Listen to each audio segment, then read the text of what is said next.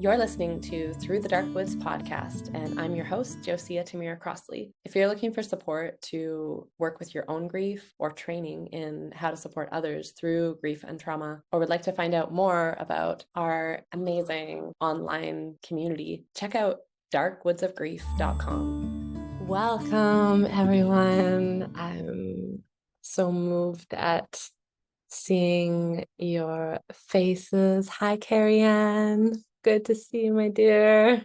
Hi, Blanche. Hi, Bindi. Hi, San. Is it San? Elizabeth, Carla, welcome. Hi, Jeanette. Good to see you. There's Julie. Great to see you. And Rachel, hello. Misha, Gita, welcome, welcome, welcome. And Ian, hi, welcome. Wonderful. Okay. And Francisco, welcome. Yeah. So I expect there will be more people jumping on as we go tonight, but we are going to get started. And yeah, so thank you all so much for being here tonight for this, what we consider, at least Jane and I, a very important conversation. And I assume you as well do, since you are here with us, joining us. And just very briefly introduce myself. So my name is Josea. As many of you know, the Dark Woods of Grief is my body of work, and I've brought together hundreds of people to into our sacred grief support circles and trainings over the last 5 years online, since we had to move online due to one of the blessings of COVID. And one moment. Okay. Yeah, so I've really gotten to know deeply in my own personal life, in my own way that I grew up and the culture and family that I was immersed in growing up, the impacts of unprocessed grief and trauma, and how devastating that is to our families, to our society. And, it's said in the many traditional cultures have this understanding that from our wounds come our greatest gifts. And so this body of work, I believe, really has my heart on fire because of that very reason, because of the impacts that I've gotten to witness, both personally and transpersonally, and my great love of the earth and for humanity. And so this time that we're in now, while I have no doubt that my starseed self decided to be here right now, it is extremely painful as a sensitive being to be alive and witnessing what's unfolding in our world at this time. And Gabor Mate said just recently that if your eyes are open and your heart is open, then your heart is going to be broken every day. Right? Every day. And Francis Weller talks about this time that we're in right now as being the time of the long dark. So he started naming that about 5 years ago, 4 or 5 years ago, saying we're entering the time of the long dark. And I believe now we are in it. We are in it. And part of the core of our conversation that we're going to have tonight is that, I really want to acknowledge that in this time, what's really prevalent in the collective consciousness, even amongst those of us who are trying and intending to do good and to create a different world, what's something that's really, really alive in the collective consciousness and is creating destruction is the consciousness of war. And the consciousness of war is us versus them, right? It's this projecting of our shadow outwards onto the other. And one of the things that we're going to talk about tonight, and that I really want to invite us all to consider stepping into, is one of the skills of eldership, which is deep listening. And deep listening, it is a skill that we earn through much error, a lot of bad listening, basically. We earn that through not being listened to well, and through not listening, and then learning and understanding and growing into the pants of one who can deeply listen to others, including others with opposing views, so that we can actually begin to look at our own blind spots and our own shadow, both personally and transpersonally, in whatever side we are taking, to see the shadow of that side. So I'm really grateful to be here tonight with all of you, and particularly with Jane Spielman. And I'm going to pass it over to you, Jane, to introduce yourself, bring us in more deeply. You are muted. Oh, how's that? That's good. Okay, hello. It is such an honor to come to you from Manhattan, the sacred unceded land of the Lenape people, and to be connected all the way across the continent to Josea in British Columbia, a place that I'm getting to know. So thank you so much for having created this creation, this container, as a safe place to experience grief. I'm in the weeks. It's a 3-week period of commemorating my wife's 4 years away from this plane. And I just visited her grave 2 days ago on Sunday. And because of the depth of the work that I did in the first few years for myself, and then trained to do with others, and I'm doing with many others now in this context and branching out from here, when I visited her grave just 2 days ago, I felt so enormously full with her. And it's the gravestone that I designed 4 years ago has her symbol of the owl, and it has the word beloved, and the letters in beloved just came off the stone right into my gut. They ran right into my gut. And it was wonderful because I had this container to hold it in. And then my grave that's right next to hers, my future site of being, was more able to be there of like sometime in the far future, because I'm really healthier than I've ever been, that'll be true, that what is here will be gone. And it's I'm able to let go of the ego part of it. I'm as Josea writes, I'm an anti-Zionist Jew. I've been an activist since the 60s, and very activist. And we're going to get into this, but definitely activated right now, like millions of people all over the globe, and very much in the middle of the fact that many people in struggle haven't been able to explore what's going on inside of their grief. And when I mentioned that I do grief work, somebody said last week, I would die to do grief work. And so how do we approach it in the way that you were just saying, Josea, as a both and? You can be extremely upset with the pulverization of villages in Gaza, and babies, and starvation, and what's happening in the US.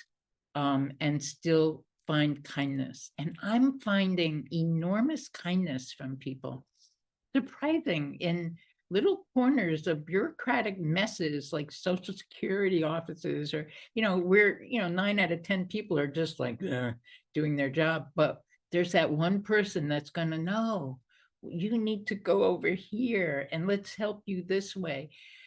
I'm been an educator for most of my professional life, and now I'm still doing that. And I'm a somatic grief and trauma worker, tender, and I'm just really thrilled to be here. Thank you so much. And do you want to guide us into our hearts? Yeah. So we feel it to be very, very important that we're grounded in what our bodies are telling us. And the music was a wonderful way to get into our bodies. And so we're just find your seat, your sit bones on your seat, your feet attached to the ground or under your body if you're cross-legged. And let's just feel ourselves a part of the earth, the rich, rich layers of the earth, that initial layer of the earth that's rich with life and mycelium, in the middle fiery layer of earth, all the way down to the absolute middle of the earth, and bringing up the energy of earth into our root chakras. And then into the second chakra, just below the belly button, and into the third chakra, the solar plexus, and into the heart chakra. We're going to come back to it. And into the throat chakra, your voice, your precious voice. How shall it be heard? How shall it be heard? And into the third eye. And then opening the 8th chakra to the cosmos. We are star seeds. We did choose to come to this time. What does that mean? And we're going to come back to the heart. You're breathing. You're not controlling your breathing. You're noticing your breathing. Notice if there's sound around you or inside of you. Is there buzzing outside of you or inside of you? There's so much energy here. Oh my goodness, I feel it coming through the screen. We're going to go into the 4-chambered heart. Breathing, perhaps putting your hand on your actual heart.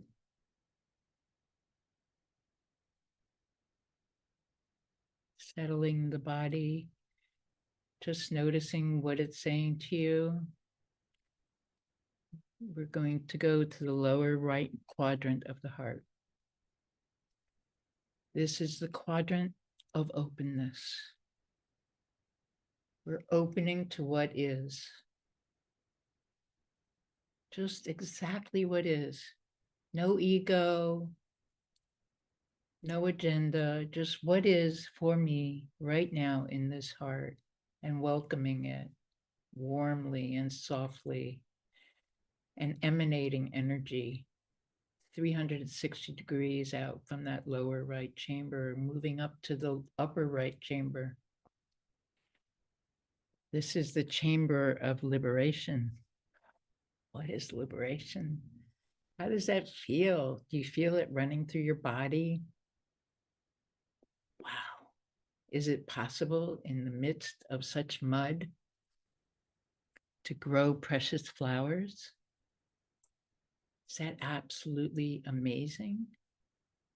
That the lotus comes out of the mud each day, again and again, going to the upper left quadrant. This is the quadrant of clarity. You might want to move your shoulder. The back of your heart might be getting tight. That's okay. Whatever's here is present, and we're here to hear it and witness it safely. clarity. And as we move through a tunnel from the upper left to the lower left quadrant, we're going to move through fear, because fear is here. Just moving through that thick forest of fear into the lower left quadrant of fearlessness. So once more, we're going to go around to the opening the lower right to liberation, the upper right to clarity, the upper left, through all those tunnels of fear into fearlessness. You have arrived here. What fearlessness, what courage it took to bring your true self right here today. Thank you so very much.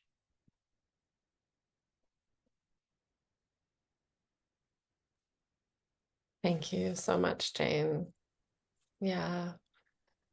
And so, yeah, just noticing, noticing your body, maybe taking a look around the surroundings that you're in. We call this checking for bears, just looking around yourself and seeing if your nervous system can just drop one more layer into a sense of safe enough wherever you are right now.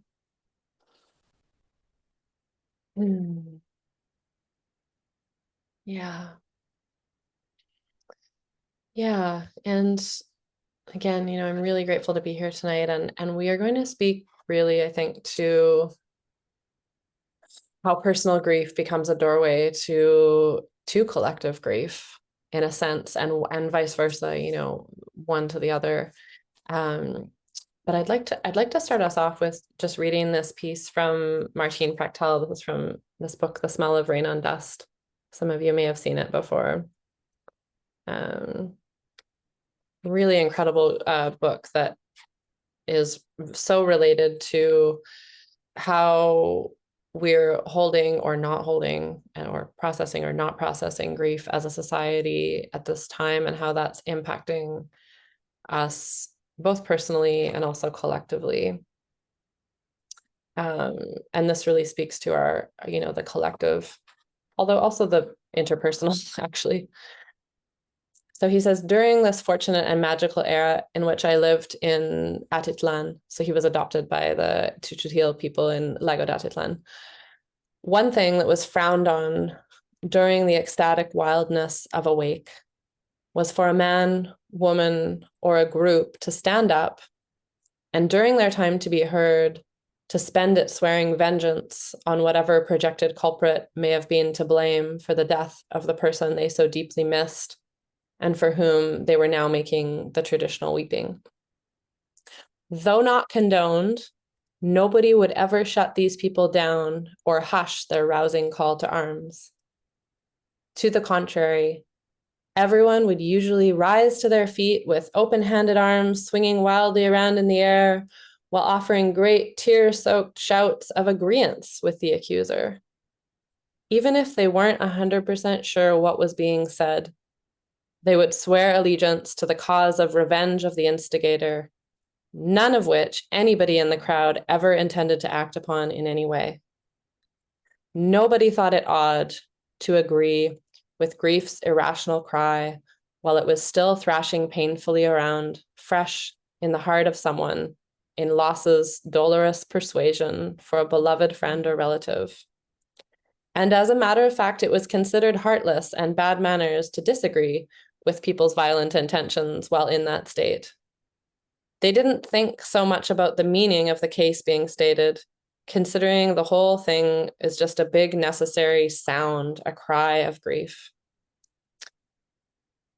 And I'm just going to skip a little bit. But everyone with any life experience knew as real as such a person's emotions were, and as utterly necessary as they were to express, they would never allow such fresh emotions of grief to become national policy for the tribe. Revenge took no cultural talent. It was always the first reaction of any people in pain to find and attack what caused that pain. But to retain revenge instead of going through the gauntlet of the sorrow of grief was too easy and would only freeze grief in its tracks, turning the moment into toxic stone. Without putting it into action and left on its own, revenge would usually break back down into the tears of its real original ingredients of grief and sadness. And he says more, but I want to skip to this next part because this is so important. This was an initiated person's duty, to corroborate deeply in the most heartfelt, expressive way, not just empty listening, and still direct all efforts of revenge to feeding God by having the courage to make beauty from more life instead of arming up. That instant need for revenge that collectively felt losses inspire in masses of people with no precedent of an ability with the eloquence and healing of grief. So people who don't know how to deal with their grief, basically, can be easily used as a powerful, if not the most powerful tool of manipulation by unscrupulous leaders of all types. Heads of organizations in a totally insidious and unspiritual move, while often posing as being spiritually loyal to this country or that cause, will often swear revenge, usually clouded with the word justice, in order that a public with no sane grief traditions will popularly endorse paranoid policies to further hidden motives for both business and political gain. So that is what happens, what is happening when we don't have spaces collectively to work with our grief in a way that allows us to metabolize it. Yeah. And, you know, I think it's so important to recognize the interconnection and the interweaving. And I'm going to maybe pass it to you to speak about this more, Jane, that interweaving of, you know, what you've been calling your trifecta of grief, but like the collective and the personal, because I think that there's a lot of energy out there in the collective right now of you should be focusing on this or on that, or, you know, and it's not one, the personal and the collective is more important or, you know, than the other. It's really, we have to be able to hold both, but not necessarily in the same moment, if that makes sense. So I want to pass it to you, Jane, to speak more about that, because you've really, like you said, you're in it. I'm making this shape like an infinity, like a sideways 8.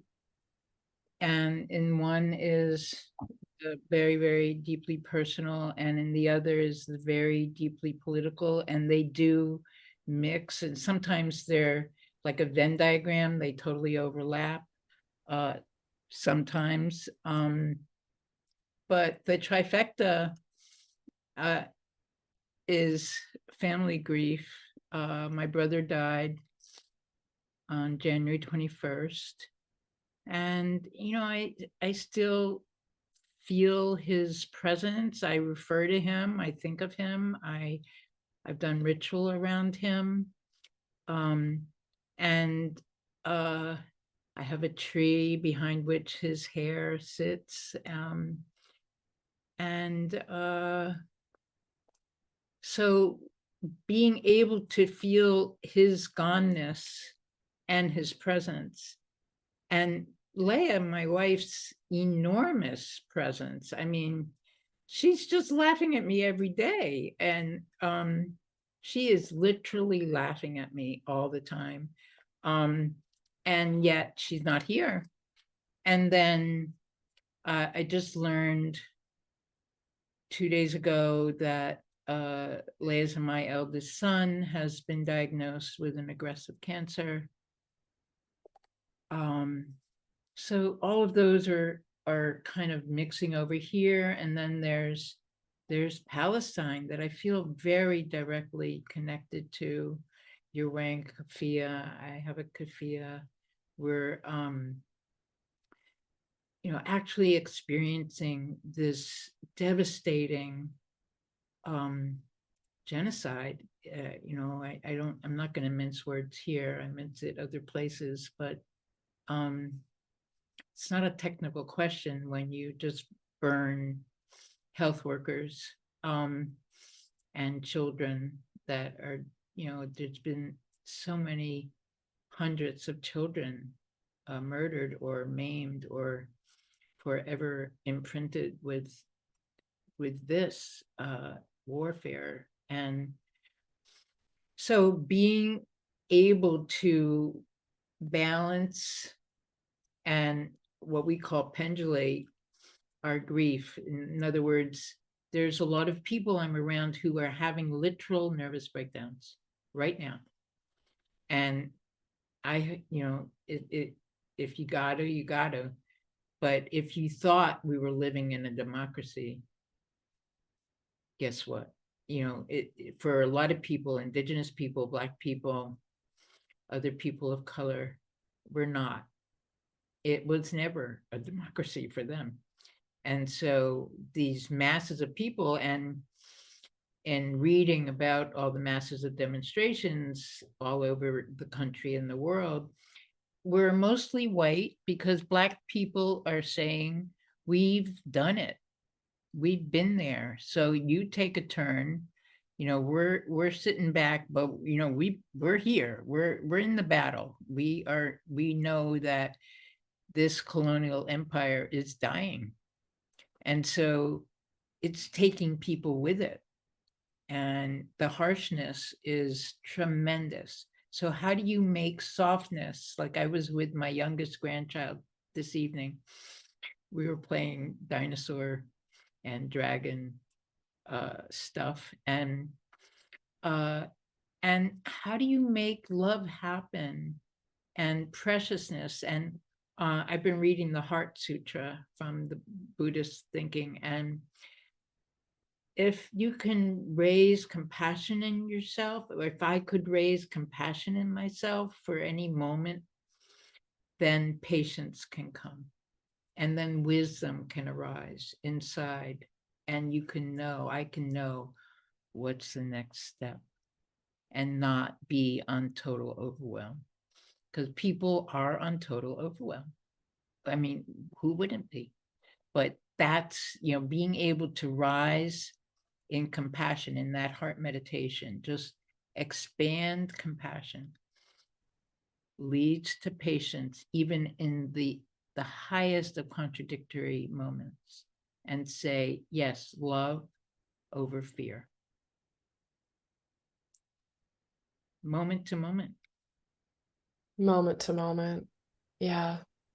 I love that you punctuated what you're saying with that moment to moment, because that's what I was just thinking, is like that moment to moment awareness of self. And we were talking about that before we came on the call, that like noticing the self and noticing when we go into the numbing or the avoidance or the distraction, which is not wrong. It's a form of pendulation too, right? It's a form of we touch into the hard stuff, and then we can't stay there, right? We can't stay there perpetually, because it's not good for our nervous system, for our body, for our soma to stay there. So we do need to pendulate, to move to something else, ideally, towards beauty, towards something like what you're speaking of, playing with the children, and like be just that level of presence that play requires from us is actually so profoundly important. I'm just in the process of that. We're going to have a big veggie garden this year at the place that we moved to last summer, and planting lots of flowers this year. I've never been a flower grower, but this year I'm like, you know what? It's a year for flowers, like making beauty essential. That's something that I can do with the resources that I have. And being able to, be in that moment, in that presence with the soil, with the worms, with the flowers, with the sky, or a tree, that's also a way of pendulating. And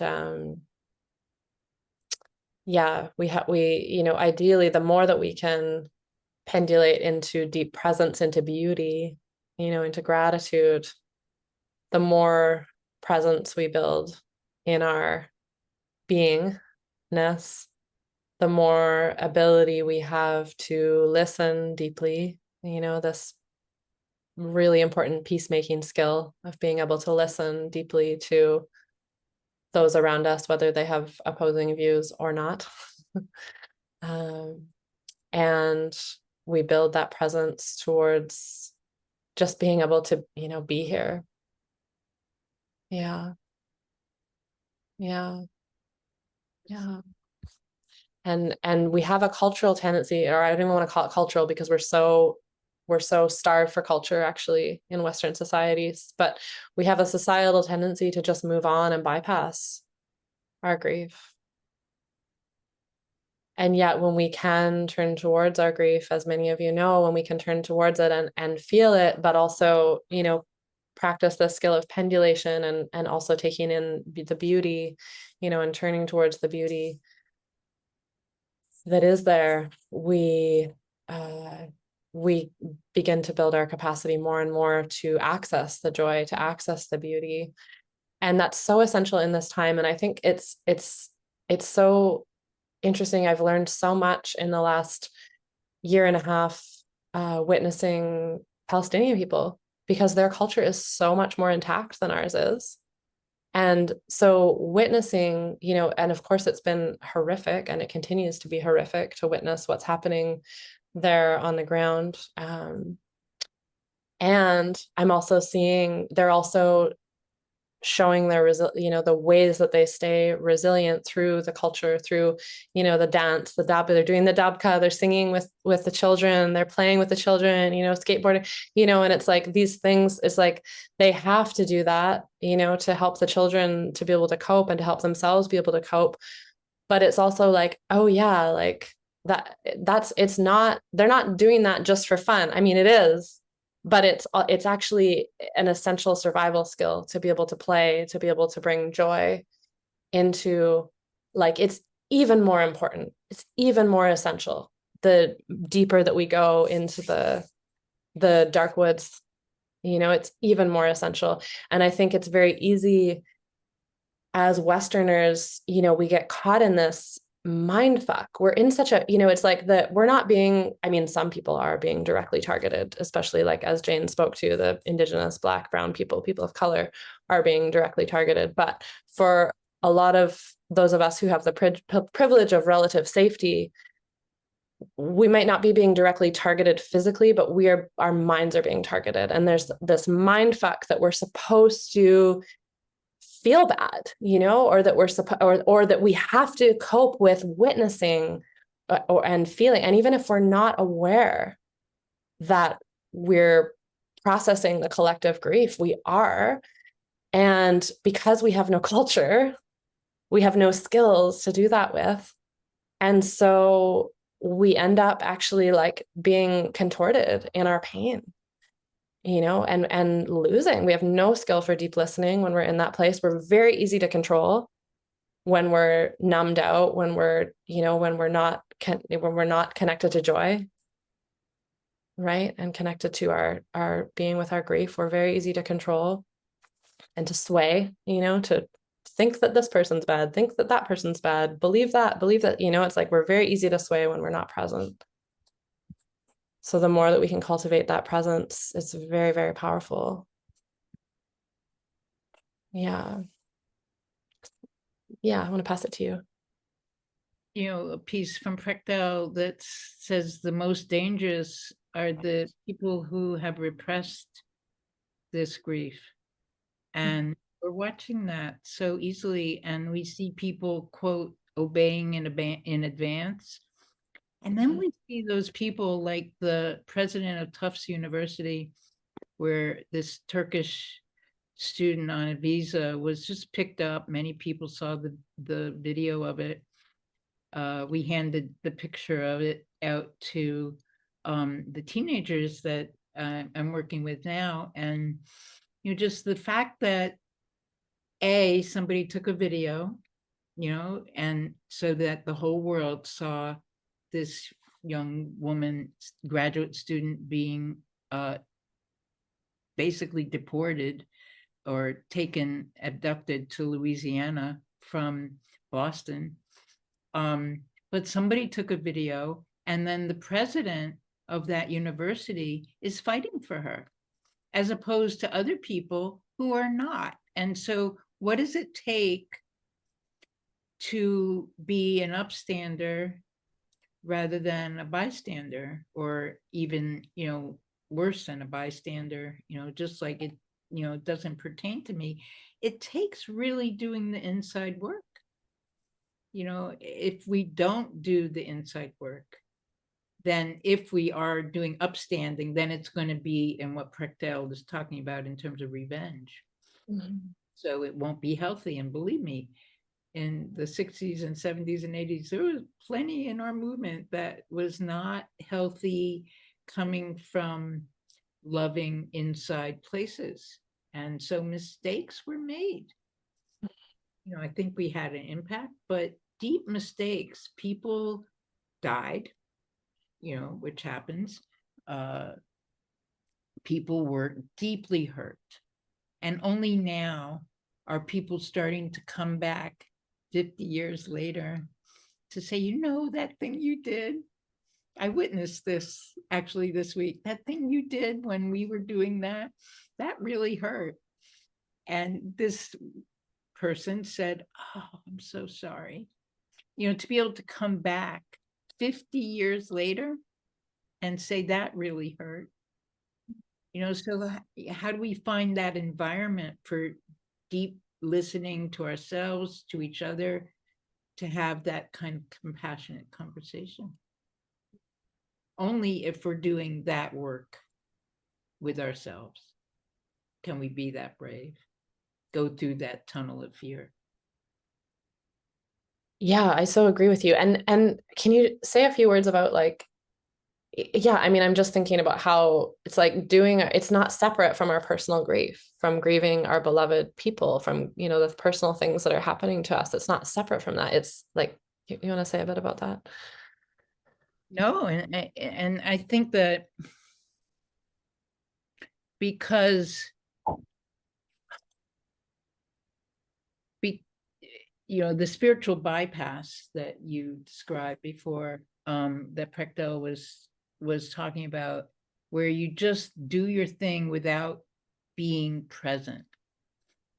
If if we're not having some kind of meditative practice, whatever you do, if it's dance, if it's yoga, if it's walking in the trees, if it's walking from one end of the city to the other, some kind of meditative practice that makes you present, then you're going to make bad decisions. Because I do internal family systems work and a lot of somatic work with my clients and with groups. And there are parts inside that are going to act out if we're not aware of them. These younger parts who weren't cared for, who didn't have what we needed, they act out of just total need, like absolute desperation. Like, no, don't do that to me. How could you abandon me? Just a desperation. So, if we do the inside work, then we're not coming from desperate, like hurricane weather. We're coming from, there might be waves there, but there's not tsunamis, overcoming us. This is serious times. If you're not going to come to it with serious knowing of yourself, it's very hard to have a relationship with another human being, even a friendship, but let's say an intimate relationship, without knowing yourself. And Leah and I learned that over 35 years. We did so much work on ourselves to come together with our little parts so that we could be together as our whole selves. But we had to do a lot of work on that. And I don't see any couples working out without doing that. So I agree 100%. Yeah, 100%. Yeah. And that, that presence that you speak of, it's like, it's really like, yeah, it's like with whatever's there right now, with whatever's in front of us right now. It might be, the grief of our beloved that we lost. It might be somebody who's being difficult in the as you're trying to get through the cashier lineup at the grocery store, it might be a moment of beauty as you're trying to get through the lineup in the grocery store. I have my favorite teller at the grocery store that I always try to go and say hi to, and it's like that little pendulation to, this guy who's just like super happy working in a grocery store. It's like, it really makes me feel so good. And yeah, so that, cultivating that presence, I feel like I'm like, oh, there's so another layer there, and we could go, like Jane and I were saying before our call, we're like, we could talk about this for 5 hours easily. But yeah, go ahead, Jane. No, I want you to be more specific, or we can be more specific about pendulation, because we keep raising it as if it's something that everybody knows what we're talking about. So I just thought, let's make that a little more specific and articulate that we're in the deep, underwater place of the deepest grief. And then we pendulate by, enjoying the teller in the grocery store, or, the guy who actually had a sense of humor at the Social Security office. I mean, I just found such glee from meeting somebody. I said, "How you doing?" And he said, he said, "Are you afraid?" I said, "Are you afraid?" And he said, "Oh, no, I don't have to be afraid. My mother does all that." Because, they're all getting fired. The Social Security tellers and, the offices, even though, we're not in a rural area, this is New York City. But he was funny and he was kind. And so we pendulate, noticing kindness. Just even noticing it. Somebody opened the door for you. Did you notice that they held it? Did you know, wow, they held the door for me. Or, I talked to the security guard from our building, about, it is really cold tonight. Are you going to be warm enough? Oh yeah, I have another coat. It is like 20 degrees in New York. It's really cold. And it's April, and so that extra kindness, that kindness that emanates, and pendulate you away from the depth of the grief that we're all living in. Yeah, 100%. Yeah, and I think if people want to go deeper into the teaching around pendulation, which I think is a really valuable teaching to go deeper into, we have our intro to grief work session, which actually Jane is going to be doing it live in May, but right now you can still grab the recording on the website. It's like $37, and it's a 2-hour class where we go into pendulation. So if you're like, I need to really understand this more, then that's a great option. Yeah, and I just want to briefly mention before we open it up that we also have a grief support group that's going to be opening. Our online grief support group is going to be opening its doors basically imminently. I'm just in negotiation with my web designer to like get the door open, literally. Just like open the door on the website so we can let people register. So that's happening imminently.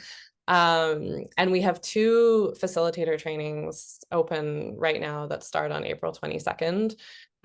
One is called Roots of Ritual Grief Tending Foundation Training. It's a level 1, all online training that will run from April through mid-August. And we're almost full, but we have a few more spots in that. So if you're like feeling called like towards like, wow, this is something I'd love to learn more about and maybe even consider holding space for, that training is open still. And we also have a level 1 and 2 training running this year conjunctively. Is that the right word? At the same time, that involves 3 retreats here on the west coast of British Columbia. And it's a very deep dive into this work. And a bunch of you on the call, Blanche, Bindi, who else? There's a few other people here, I think. And Suanna and Jeanette are going to be in the level 1 training. Yeah, so it's a really incredible, and Carrie Ann as well in the level 1 training. It's an incredible crew of people that are going to be traveling together this year, journeying together in this way. So if you're feeling called to deepen in this work, definitely, I'll send out more info about it after the call, but just wanted to briefly touch on that. And I think we'll open it up now, hey, for just anybody that would like to ask a question or comment. Yeah. I just wanted to mention the power of community, of doing this work. We don't do it alone. You may, you're all here, so I'm preaching to the choir, but and I've always been a community builder, from childhood, but I think the enormous power of doing this work, being mirrored by other people is completely invaluable. You don't even know how powerful it is until it becomes a really consistent part of your life. Yeah, 100%. And that's another piece of the broken culture, is that most traditional societies, have strong grief tending practices and ways of working with grief that are communal and that are just built into the cultural ways. And we, in Western culture, we have really lost that. And it wasn't an accident either. And I'm not going to rant about that right now because I could talk for an hour about how it wasn't an accident. But instead, I'd love to open it up to hear from some of you. So if you would like to share something or ask something or, bring something to the table, please just raise your hand and we will unmute you. And you raise your hand by, if you go to the bottom of your Zoom screen, it might look different on some of your screens, but mine says react and there's a heart. And if you click on that, it gives you the option to raise your hand. And then it looks like that. Yeah.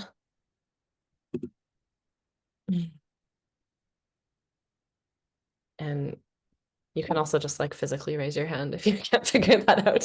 And maybe I'll just make it so people can unmute themselves in case I don't see you trying to raise your hand. Okay.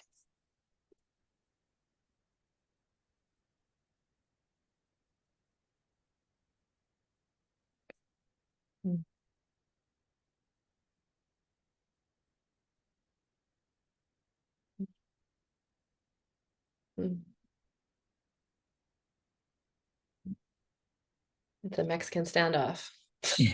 I don't know why Mexican, but About the Mexican part of it. Suanna, thank you. Okay, so hands off was my very first protest demonstration. I'm a baby, I don't know, anarchist. I just can't stand by the sides. I just can't. And so I told my daughter, I said, sorry, I'm gonna become an advocate. And so I found a group that's local to my county, and I haven't met with them yet. I just emailed them and was like, I want to join your group. Here's what I can do. I want to help. And I really feel like people are feeling very helpless and overwhelmed, and I want to be able to. I have other skills like organized and blah blah blah, but I feel like that's what I'm drawn to try and help people to figure out how to. This is not going to be it's not just one protest, we're done. This is something like, in order to try and save democracy in America, we have to commit to the long process of it. Like, this is not going to be quick. This is going to be get active, do things for a long time. And so I'm really interested in how do you maintain that level of active protesting, doing actual things, not just standing there waving a sign, but talking to your representatives, figuring out what to do, all those things, while you're living your incredibly busy and demanding life, and not become burnt out, exhausted, or, wither. Fabulous, fabulous question, and congratulations on your first demo. I was remembering my first one in Chicago in 1968 when you were on the street on Saturday. So it's a process in community to really pay attention to the messages of your body, of working with other people where you can be yourself. And when you're tired, you say, I can't do this. So there's a real sense, which, I didn't have in 1968. It was just like, and at one point I just kind of lost my mind because I was so exhausted, and someone said, why don't you just go to sleep? I'm like, oh, okay. It's just, you really need to stay, even more important to stay in touch with your body and get support about the little ones inside of you and work with that, because they're going to be rising up and acting out, right? And so really honoring yourself and honoring the fact that you're putting your feet to be of use. It's beautiful. Thank you. Beautiful. Great question.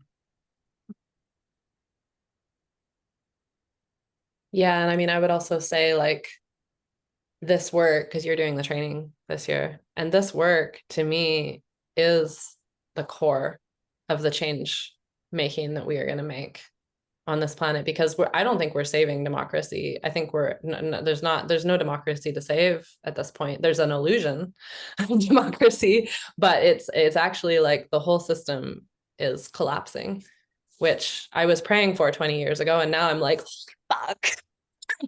Like, and it's painful. It's very painful.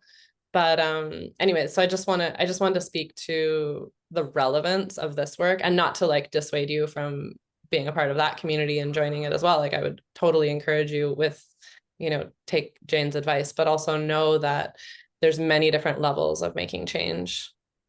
And it's not all on the front lines. I do think people need to be on the front lines, but not everyone. And that's not where all of the work is necessarily happening either. So yeah. Thank you. Okay, I'm going to go to San and then Ian. Hi, thank you. I was not sure what this was about, actually. So I'm still not exactly sure what it's about. I've heard several things.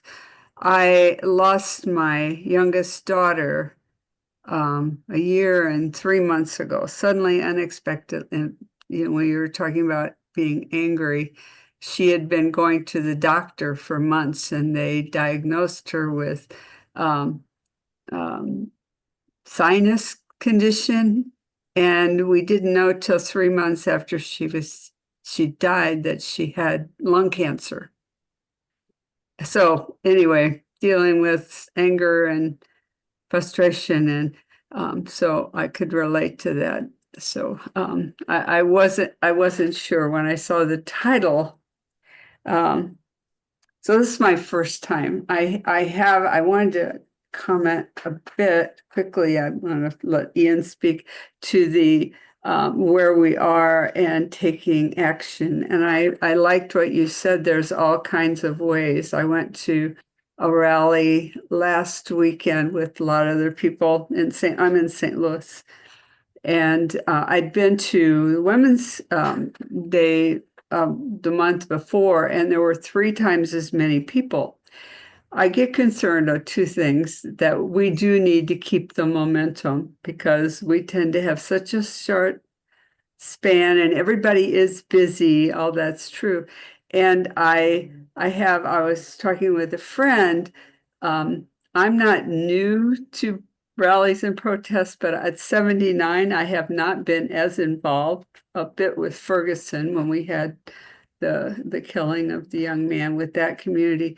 But I think it's important for people to prepare, because being peaceful is going to be so critical. They'll look for any excuse.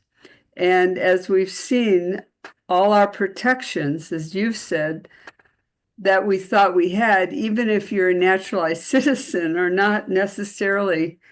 I got a blurb today that they kicked out 4 students from WashU who had been working on a pro-Palestine art exhibit. So I just think to be prepared that we can't, because it's so easy to be triggered, and I don't think we can risk it. This is different than we've seen before. So I guess those 2 things, and thank you for presenting. I really appreciated the information and the experience and the heart that you're bringing to this. Thank you so much. Yeah, really glad you can be here. Yeah, and thank you for sharing about your daughter. I'm so sorry. Yeah. Let's go to Ian. Yeah, hi there. I'm coming in from just east of Ottawa in Ontario, Canada. I'm coming at it from various directions. One, from a spiritual care kind of thing, because I was involved in that for many, many years, both as a congregational pastor and also as a hospice spiritual caregiver for 18 plus years. I'm also coming at it from a secular basis as well, but the two meld together. But there's a few things, something that someone mentioned earlier about having the energy and the resources to do this. And I think it's always so important. I've had to teach this to myself over and over again. I cannot share water with people unless I allow my own well to be filled. And so what is it that I need to fill my well so that I can then share that with others? And it might not be the same thing for everybody. I know what some of those things are for me, and I'm 70 years old and I'm still learning what some of the elements of what I need in my well. So that's one thing. And the other thing is when I would go and do spiritual care work in the hospice, I learned from a doctor who I got to know. I would put my hand on the door sill before I would go into a room. Now, I talked about filling with water to empty myself before I went into the room, so that I wasn't going in with preconceived notions about this patient that I was going to meet. So it was allowing myself to get centered, like we did, which Jane led us through at the very beginning, of centering ourselves. So those are 2 things, and it's a lifelong journey to do that, and it changes, it shifts. A lot of my work over the years, other than congregational work, but in grief work, has been one-on-one in many cases, working with people in my congregation and the hospice community. That's starting to shift now into more group work. I'm working with someone actually on setting up a podcast on grief. But so there's that dimension, but even politically, I mean, I'm in touch with so many of my American friends who are just grieving right now of what's going on. And we feel it here too, especially when Mr. So-and-so decides to try and threaten us. I'm 6'5", and suddenly, as gentle a person as I am, I get, I just feel myself tensing up inside. But of trying to hear where they are coming from when it's in their own country. For those of you from the States, you know exactly what I'm talking about. Just trying to create that space, safe space for them to be able to share. But I am becoming more politically active here in my own country. I used to be very, very quiet. And again, it was a lot of it one-on-one. Now I'm starting to network with other people. I'm going to Brockville about in a little over an hour from here next Tuesday, the Palestinian film where the filmmaker was just arrested in Palestine a while ago. No Other Land is being shown in Brockville. And there's a good Palestinian Christian friend of mine in Brockville who does a lot of work and networks with the Jewish community as well on peace initiatives. And I've watched her grow out of her shell to become braver about identifying who she is. That's like watching a flower bloom in a desert. So yeah, this is just some reflections as I hear what we're sharing here. So, but it is important. It's important to create safe space for each other. So beautiful. Thank you, Ian. Thank you for being here and for sharing all the work that you've been doing and the way that it's blossoming yourself, that you are blossoming, and we're all rising to the occasion differently. And that's beautiful, because you don't want a field with all the same flowers. Yeah, exactly.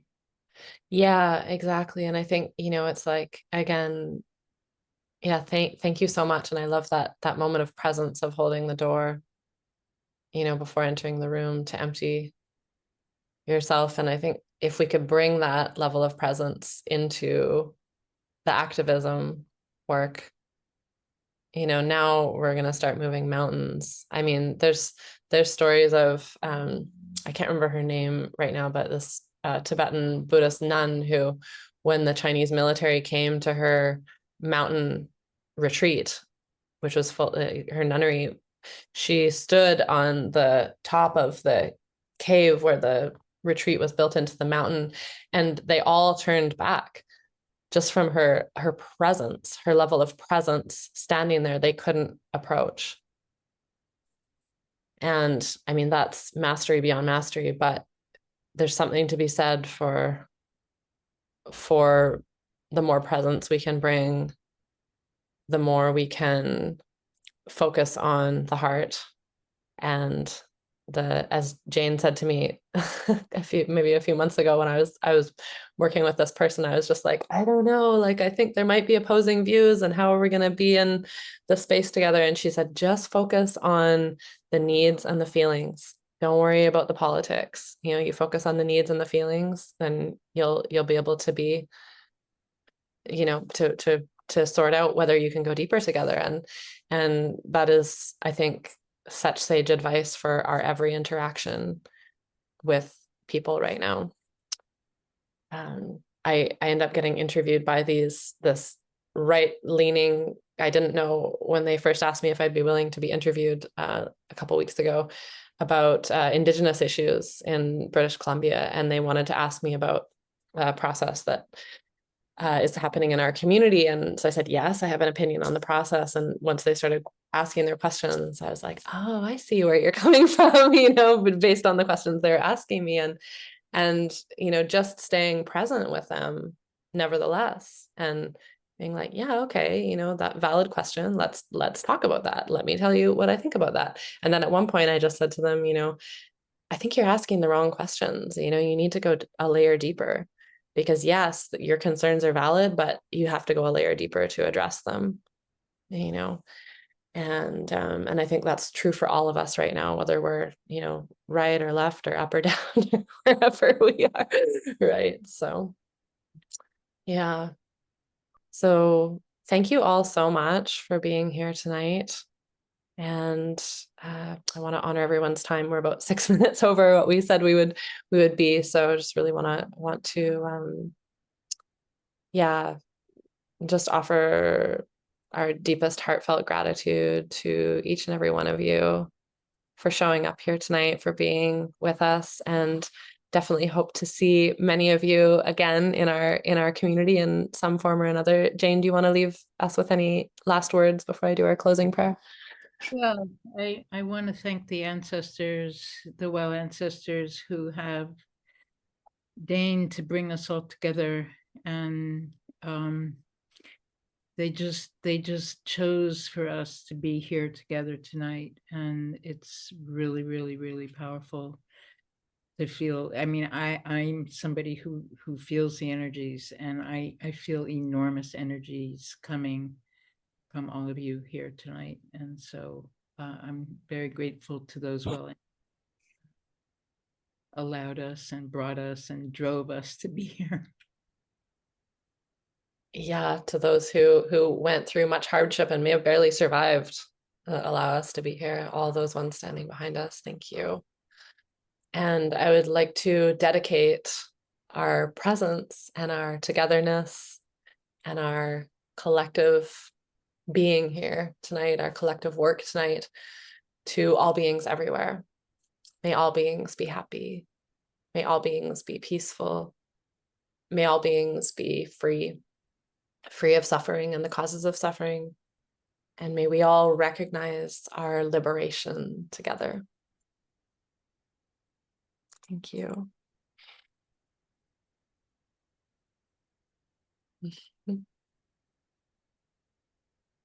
Take care, everybody.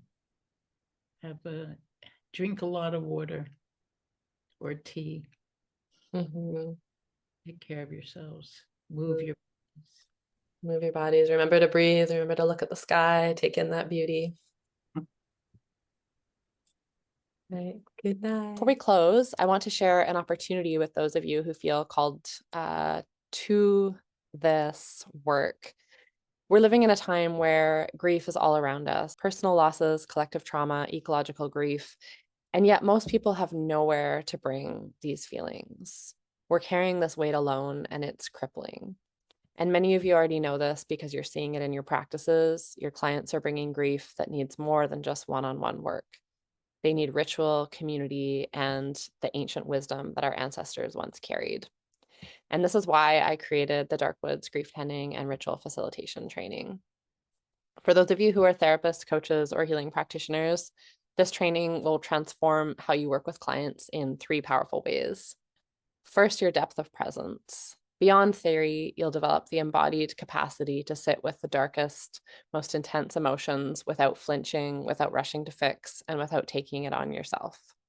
This presence alone creates profound healing, and it comes through being supported yourself to be present with your own process. Second, practical structures. You'll learn rituals and frameworks that you can implement immediately. So these aren't abstract concepts, they're step-by-step processes that have been refined over years of work with hundreds of people. Third, energetic protection and health. So many of us in the helping professions end up burning out because we absorb other people's pain, or we get overwhelmed or dysregulated, and sometimes we aren't even aware of it. You'll learn sophisticated energetic and somatic practices to maintain your own deep well-being while doing this work. This is an 8-month immersion starting April 22nd, 2025, that includes 3 in-person retreats at Half Moon Haven on the beautiful west coast of British Columbia, 16 online training sessions with myself, as well as we'll probably have a few extra sessions with some amazing guest teachers, weekly grief support group participation where you get to observe and be mentored in to how we work in our groups at Dark Woods of Grief. You also get 6 personal mentoring sessions with me, as well as a comprehensive training manual and online resources. The investment is $6,300 with extended payment plans available. And now, for the first time ever, we also have an online-only level 1 training called Roots of Ritual, Foundations of Grief Tending. So this is an online-only version of the training that we're offering for the first time this year. This training is suited to those who are unable to travel for the in-person retreats to us here on the coast of BC, but are keen to develop your grief tending skills and learn structures and skills for group grief tending work and to build a foundation for ritual work. There will be opportunities to train with us in person in level 2 and 3 in 2020, starting in 2026. And so this online only training is shorter and will run from April 22nd through mid-August and is priced at $2,500 or 5 payments of $500.